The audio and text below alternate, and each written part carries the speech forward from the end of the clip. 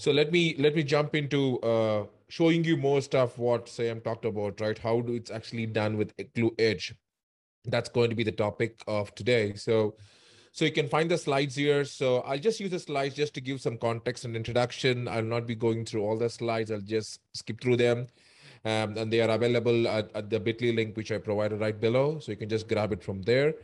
And just a quick introduction about myself, what I do. So I've been open source contributor for more than a decade now. Contributed to multiple open source projects, Tecton, Knative, Minikube, Eclipse Chain, Camel Key are the top ones where I contributed a lot. And have a book to my kitty, the Knative cookbook, which got released last year.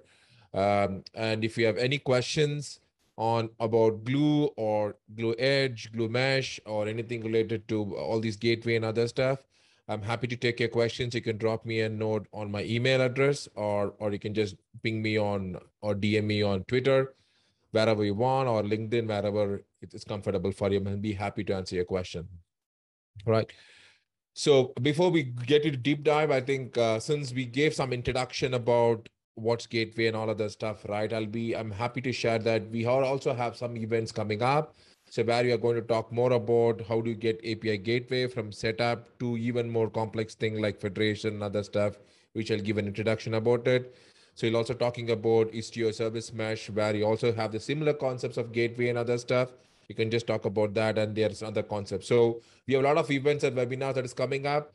You can go up right there on the solo events webinar site that's there on the link, and then you can just register yourself and get on. These are all 2.5 hours sessions where you'll be obviously getting your own clusters where you can play around with this, right? But before we jump into why gateway and all these stuff, I just want to set a little bit of context why we actually went to this, right? Why we need these L7 proxies and why we need all these things. So this all started when we said, okay, we want to break monoliths and we want to start it microservices. I think this journey has been there for quite a long time, right? It has been there for a few years for now. So, and then when we are on this process, Kubernetes was chosen as a platform, right? Because the simple reason is that when we make microservices, irrespective of what platforms you do, so they carry some principles that we need to adhere to. For example, it needs to have an API, it needs to have discovery mechanism. How do I invoke it? And since it's going to be distributed, how does resiliency and elasticity work? And then how do I do monitoring, tracing as well, right? Because once it's distributed, we need to know about these things as well. And then what all the other things related to logging, authentication, and pipeline. So these things all combined together, and I think they are put as what I call as a microservice principles when you develop any microservice for that matter. And we chose Kubernetes because I just mentioned a few here, but a lot of things Kubernetes does support. But out of the box, the very basic things that Kubernetes gives you is the discovery, invocation, elasticity, and resilience, right? That comes out of the box very neatly and sweetly, right? We don't need to have extra libraries. We don't need to depend upon anything else to get the things rolling.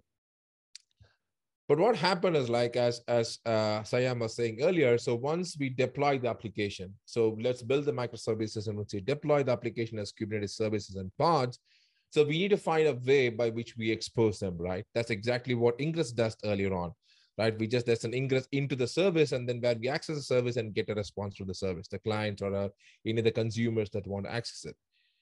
Since it's going to be APIs, that's what we deal with microservices. So API gateway was very prominent when we started to interact with these services within the Kubernetes cluster.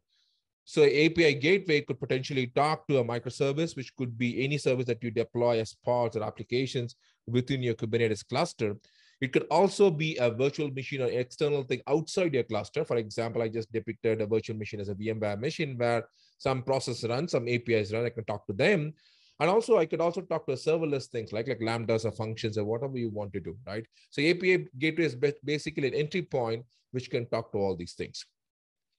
And obviously, what happened is that it also gave way that I stepping into what is called a service mesh. I don't have a service mesh description as part of the slides, but I have that as part of the resources where you can go find out what service mesh is all about. But typically, I presume that edge gateway, which is like getting into the system, is what a stepping stone into service mesh. How do you build your service mesh based architecture of your Kubernetes applications? And as a natural choice, Envoy Proxy was chosen as a thing to build your API gateways for simple reasons what are listed down here, right? As Sam was saying earlier, these are all L7 ones, so it's easy for you to do, highly extensible, and there is versatile deployment options. I can define custom filters, and it has a lot of people backing around this, right? If you see the logos on the right side of this, there were a lot of people who were kind of making this Envoy Proxy thing, and then naturally it's as part of CNCF Foundation, right? But what happens is that the Envoy now goes and sits in the place where your API gateways are built. Any API gateways you see right now, which is part of CNCF or anything else, they are backed by L7 proxy like Envoy Proxy, and then they start doing all of this stuff. But what happens is that not all gateways are created equal. What I mean by this is that they does not care for a few of the features that we want to do. For example, so a gateway cannot be, all the gateways cannot scale easily, right? For example, like I want to have control plane and data plane. Control plane and data plane cannot be scaled each other. For example, some gateways scale both of them together, which can add more loads to your Kubernetes cluster. And at the end of the day, your Kubernetes cluster can come down.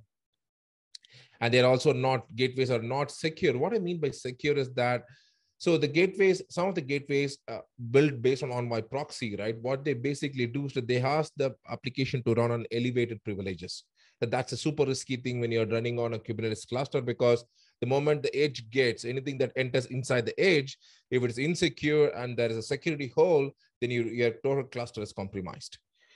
So for that, keeping all these things in mind, right? So we built what is called as our Gloo gateway. So it's again an Envoy Proxy based gateway, but we kept things in mind in such a way that we take care of all the security and then on the control plane, data plane separation, etc., to give you a better proxy server that sits on top, right? The L1 Edge gateway.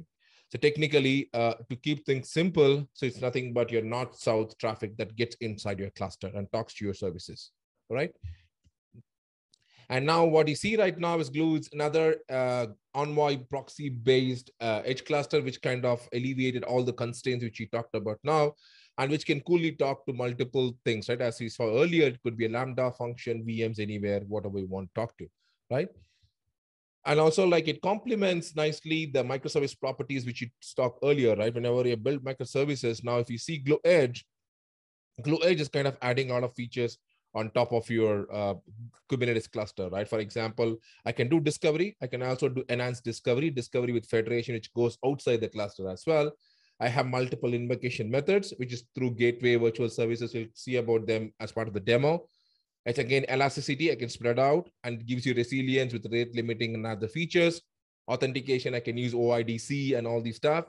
Logging and tracing and monitoring using the observability features of like Grafana, and then your tracing, distributed tracing, etc.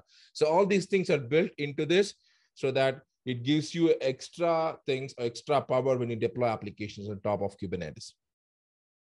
Fantastic. Another one which makes Gloo stands out is that we have a clear separation of data plane and control plane, which means that we can individually scale these components without each taking the other one out, right? Because it's very essential that your application, your proxy servers, your gateways talks to Kubernetes APIs always, right? Because I need to extract the information, what gateways are deployed, what services are deployed, what we call as upstreams, and what virtual services, and then push the configuration back to Envoy Proxy, which again syncs it up using the XDS server. Right? These are a little bit Envoy concepts, but when you attend one of our workshops, we'll explain this in more in detail, right? So this clear separation is what makes Gloo a little bit distinct, right? And compared to the other gateway components that's available right now, because we clearly say that data plane and control plane are different. You scale them independently, right? And it's also secured in a way.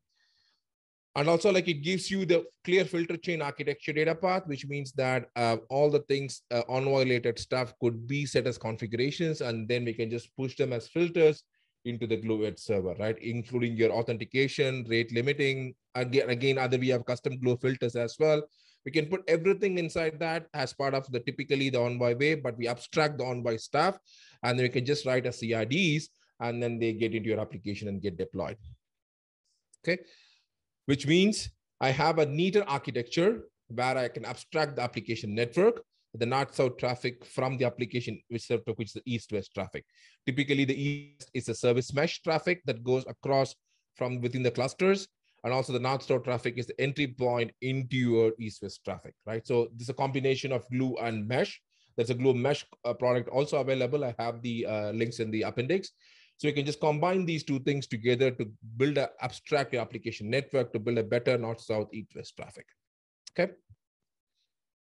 Great. So I'm going to skip these slides because these are just the features talks that talks about all the features which we have and why we Gloo, right? We talked about that. It gives you security. It's highly extensible because we can also have translations right now. I can introspect payloads as part of the last release, which we made with Gloo. I can also convert, I can also make the SOAP transformation, right? Old SOAP services into new APIs as well.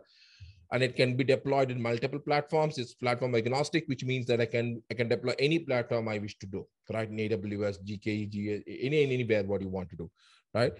It also extends WebAssembly, which is nothing but, so earlier the Envoy filters were tough to write because these Envoy is built on C++, right? Which means that if I have to write any filter then I have to start writing in Envoy filter in C++, right? But if I'm not a C++ guy, then I don't know how to write those assemblies. So we brought in a concept of WebAssembly where we can write filter in any language. Typically, there were some examples if you go to the web, which is written in Node.js kind of stuff. And then we can deploy this thing using a WSM module, which means that the WebAssembly can add your own custom filters as part of the chain, right? The Envoy filter chain.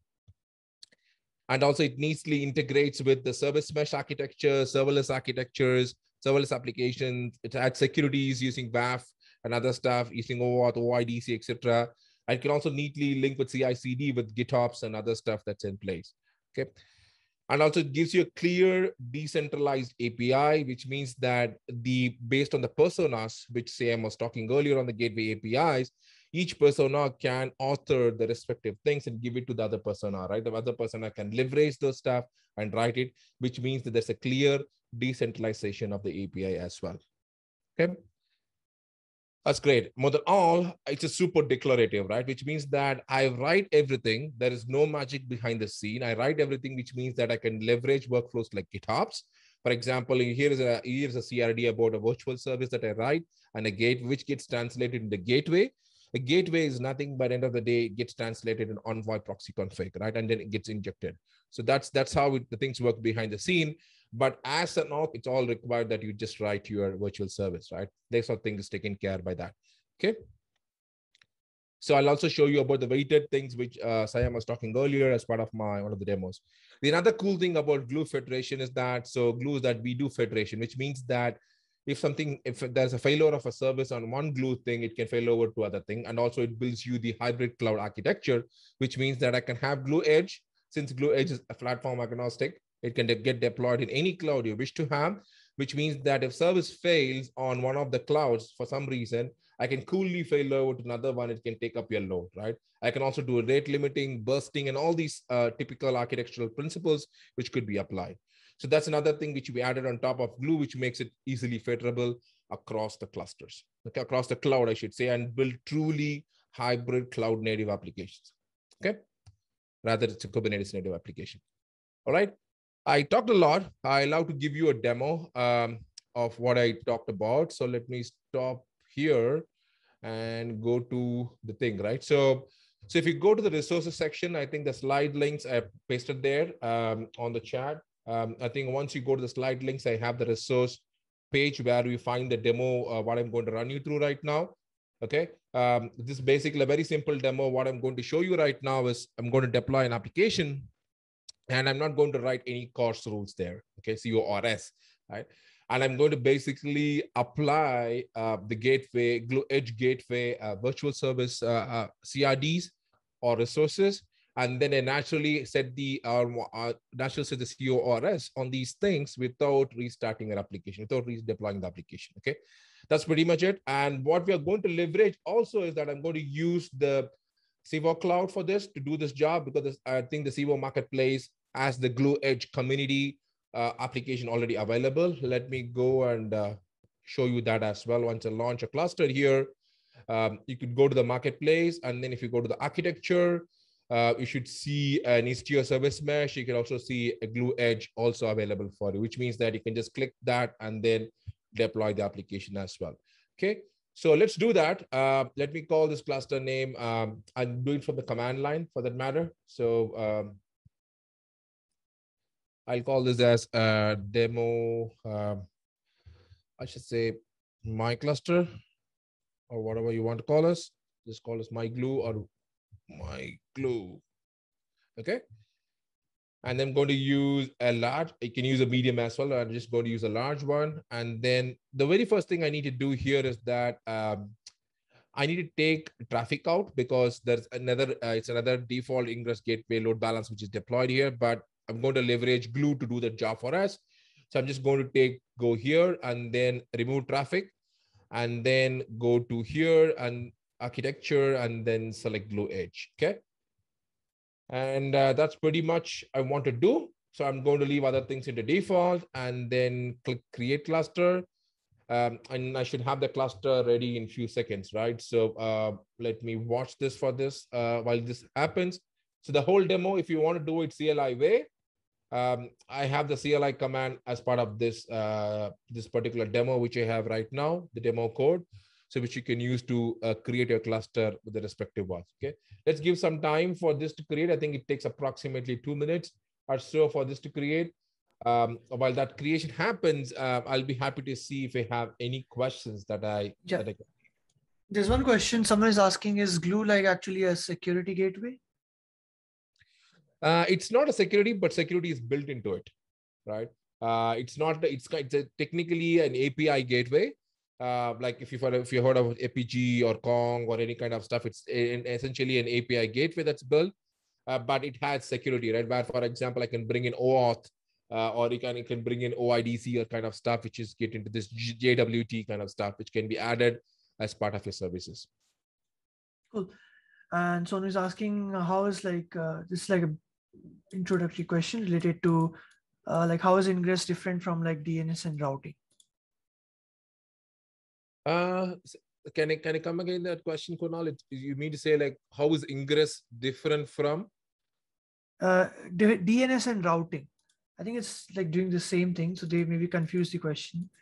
Yeah, I think that technically there is no difference, I guess, right? So yeah. DNS routing is totally different, right? How do you name your application? DNS is a concept behind your routing, right? And Ingress is a concept which says that how does the traffic gets inside, right? So that's what it basically means. So I think it's pretty much, I think there is no relation between these two things, but they are interrelated, right? These are two different concepts. Someone is asking if you could share the resource again. By the way, the slide links are in the YouTube description. Yeah. I think let me put that on. I think Kunal, I think let me copy this and I'm going to put that on the chat for the people's.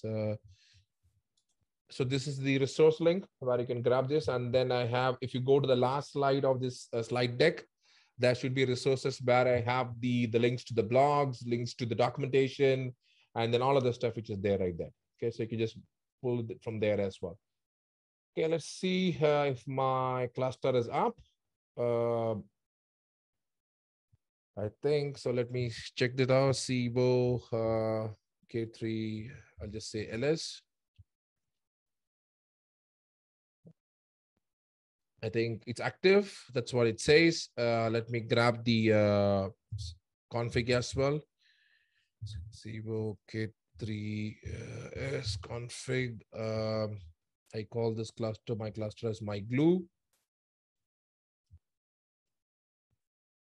Okay, so this is what the command I need to get the cluster for me, and then save the local kubectl configuration. And then that's, I think, let me see config get context. Okay, so let me change my context to kubectx my glue. Okay, I'm going to go to my glue context, and then let's see what happens to this cluster, right? It's a pretty, I just spinned up a large cluster just to show you so that you have enough resources when you deploy a lot of things, right?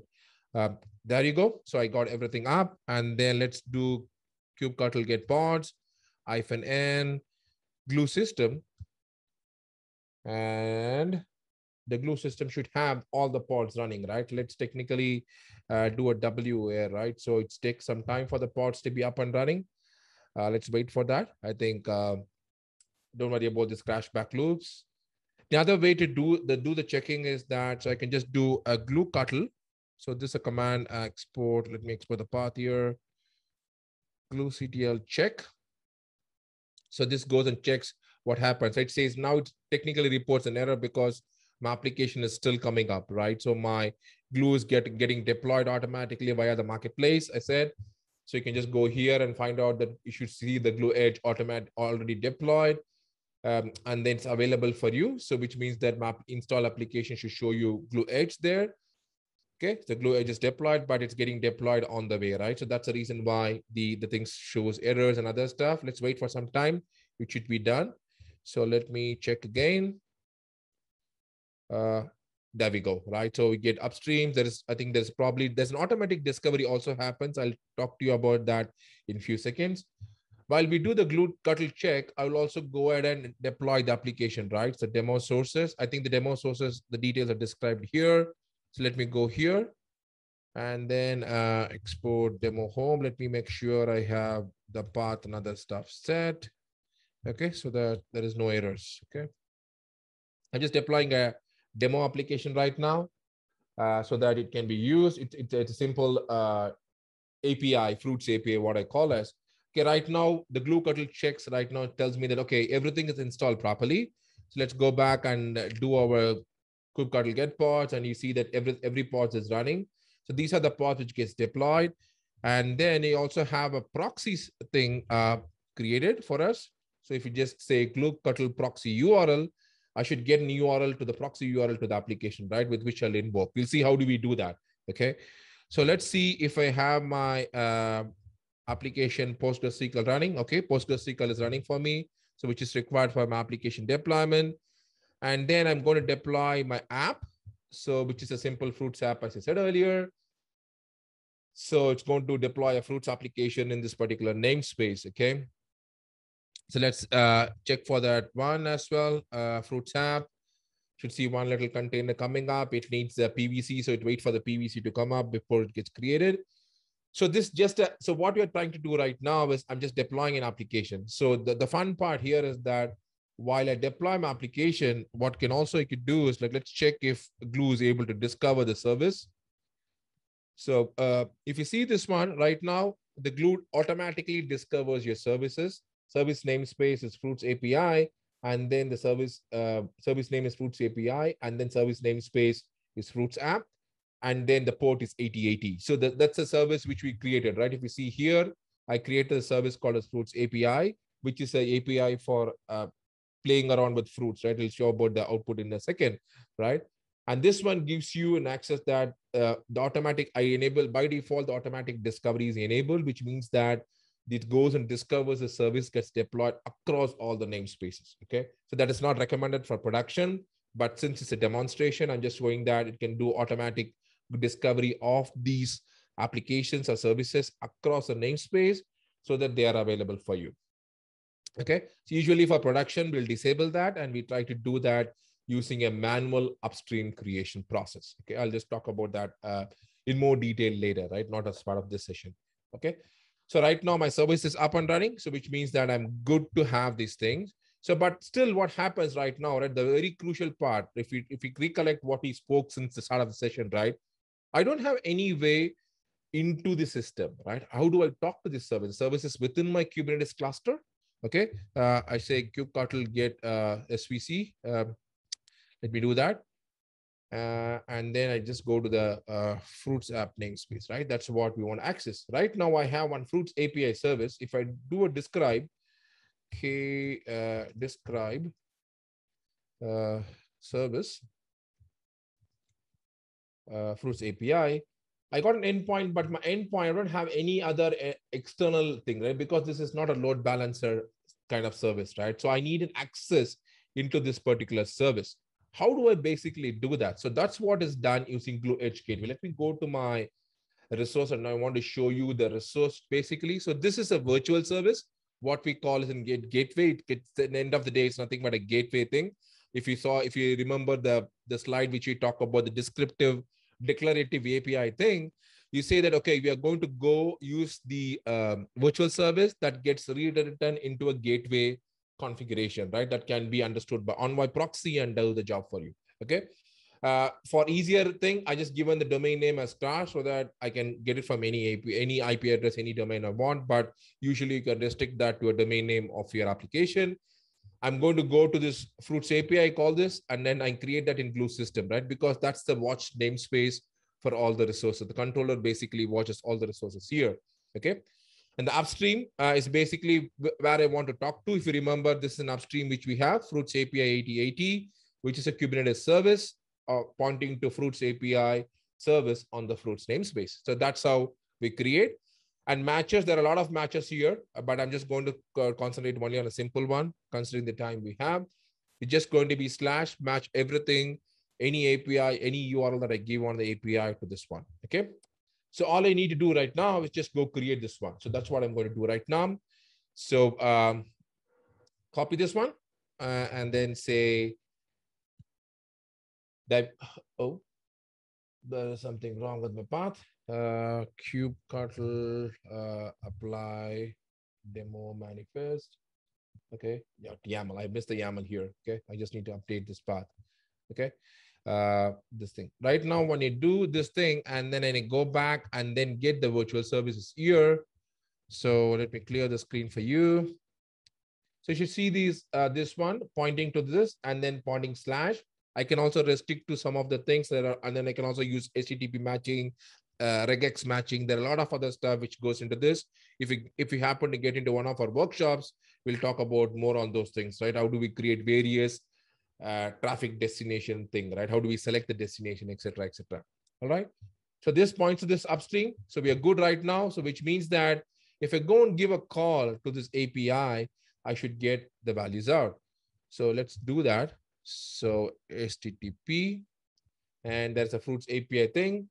When I do this one right now, I get a bunch of fruits, which is from my database using the API right here. So which means that I have given a call here, right? You also see this is server is Envoy, which means that it goes to the Envoy proxy to the backend, and then it gets you the response back from my application service, which is nothing but a service you deployed. So right now we deployed a gateway, which gets inside the service, talk to the backend and get it up from there. Okay. So let us make a little bit more interesting, right? So I want to take this and use an UI, right? So technically in a typical production scenario, what happens is that the service will be there, the API will be there, but we'll be using a front-end application, a single page application that talks to it, right? So I also have a single page application. So let me go to that application now. Before I go there, I need to know the Gloo export path, GlueCTL proxy URL, because that's required for the application. Okay, I'm going to copy this. I'll tell you why. Okay, vi.env.local, and this is a React.js based application. So which means that okay.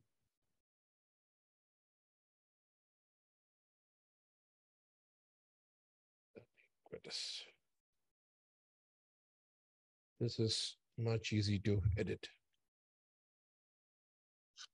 Okay, so I'm just going to go and update this path to the proxy server URL, which we got right now, right? And then I just do yarn start. Okay, so this is basically going to bring up my application on my thing. If you see this one, what basically happens, I'm just going to open the developer console as well. So if you see this app, the app basically will not go anywhere because that's going to give me an error right here. If you see this cross origin errors right below on your screen, so this is because the application is not allowed to talk to this one. Okay, so because the cross, technically this is CORS blocking because I don't have any policy right now here. Okay, so the localhost 3000, which is my local application, just trying to talk to my external API to get things, it's not allowed right now. technically what happens, so we have done the gateway job, right? We allowed the application inside, but there are other responsibilities that a gateway should also handle, right? Like CORS and then authentication and all of the stuff, right? It's like Gloo is built with all these stuff. So how do I do this thing, right? So to do this technically, if you imagine a traditional way of doing things, have to go back to my application. Okay, I'm calling from localhost 3000, add the localhost 3000 to your CORS policy on the application properties, rebuild the application, deploy, okay? But imagine we are in a cloud native world. I don't want to do that. Okay, so I just want to change the rules on the fly so that my application is quicker and faster to market and also respond quickly. So how do we do that? It's so simple with a Gloo and a kind of virtual service. I go back to the virtual service. If you remember here, the original version of the virtual service, I don't have any cross rule defined. Now I'm going to define this cross roles. This is nothing but these are CORS envoy filters that is getting injected, right? Gloo takes care of those translations for you, so you don't need to worry about that. So all I go here is go to the virtual host, which is my domains here, and provide an option where I'm giving a regex, right? Which says that, okay, HTTP or HTTPS, anything from local host, 3000, 4000, whatever the port you want to do, you can go and deploy this one and then allow this particular path. If I do this one right now, which means that I'm updating my application virtual resource, right? Which is my gateway resource here. Okay, so let's go and do that. So let me go back here, and then I say, if I can, let me grab the command from the thing, right? I don't want to waste time on typos. Okay, the very first thing I'm doing right now is just going and applying this particular cost rule, saying that allow anything from localhost. This is a regex, which is going to be just a JavaScript regex that I put down here. Allow anything from localhost 3000, 5000 or something, which can be do this job for me. Okay. Let's wait for that. So once that's done, so that's all I need to do. If I go and refresh my browsers, okay. Let me see if this thing comes up. It takes a bit of time. Okay, there we go. Okay. So now if you see this, I've not redeployed my Fruits API backend application. I've just changed the CORS rule, which is nothing but the CORS envoy filter, which Gloo takes care of translating that job because I know what is my the proxy configuration that I need to generate, and it generates stuff for you.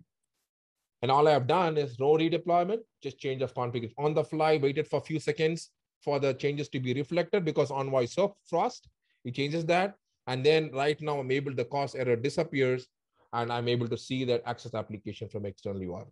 Okay. And this is not only that, right? Let me go and do one more thing. So let me go and add a fruit. Okay. For this thing, I like jackfruit. I put summer. Boom. There's another course error, right? It says, okay, you don't have allow headers to be added. Fantastic. So what do I do now? Go back, you do the same thing, right? So go back and update your virtual service that we already have allowing this origin and also do an allow headers as well added to that. Because these are all the typical CORS rules which we write inside the application, bake it inside the application, but we have externalized that. That's the power of gateways and proxies because you don't need to embed them within your code, making your code more maintainable, do the job only it's necessary to do. Okay, so that's all I need to do here. I'm just going to do, this is called as the one policy here. Going to apply that. Let's go back to my application again and then do a refresh.